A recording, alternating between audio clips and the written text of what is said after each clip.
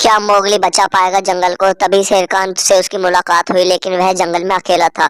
और बात यह थी कि वहां पर एक बच्चा छुप गया था जो कि मोगली को वही ढूंढ रहा था, क्योंकि उसके राजा की उसे आज्ञा माननी थी। तभी वहां वह जैसे ही जंगल की ओर निकला और उसका सामना मतलब रानी महारानी से हुआ, जो कि अपने आप को रानी मानती थी जंगल की।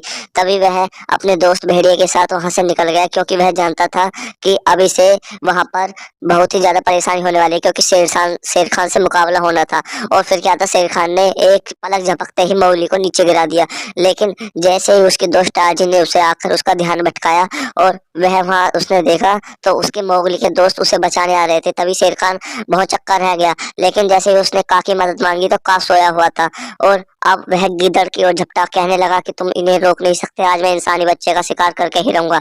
लेकिन तभी बघीरा आ जाता है और शेर खान को वह हिप्नोटाइज करके बघीरा वहां से भाग जाता है। लेकिन अब सबसे बड़ी मुसीबत ये थी कि जंगल में बच्चा ढूंढना है और उसे जकाला से भी बचना था, क्योंकि उसे नदी पार करनी थी। तभी वह दोनों हंसने लगे और कहने लगे हमें का की मदद लगेगी। लेकिन का तब तक उठ चुका था और का ने कहा कि मैं ये काम कर सकता हूँ। और उसने अपनी पूंछ पर लपेटा और बिगर कीचड़ में उसे एक साथ घेर कर वहां से निकाल दिया। और जब वह शेर के बच्चे को उसके पास मिला तो वह बंदरिया से कहने लगा कि मुझे तुम्हारी मदद चाहिए और पूरे जंगल को शांत कर दो, ताकि शेर खान को हमारी भनक न लगे। और जैसे ही उसने अपने दोस्त भेड़िए से कहा कि तुम मेरे इस काम में मदद करोगे, और वह एक नाटक करने लगे कि जैसे उन्हें कुछ पता ही ना हो।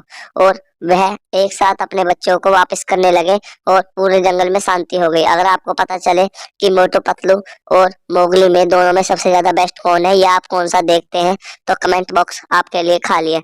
और वह बच्चे को लौटाकर सब खुश हो गए और मोगली अपनी फैमिली के साथ वापस चला गया। और अब शेर खान भी खुश खुश था, क्योंकि उसका बच्चा उसे मिल चुका था।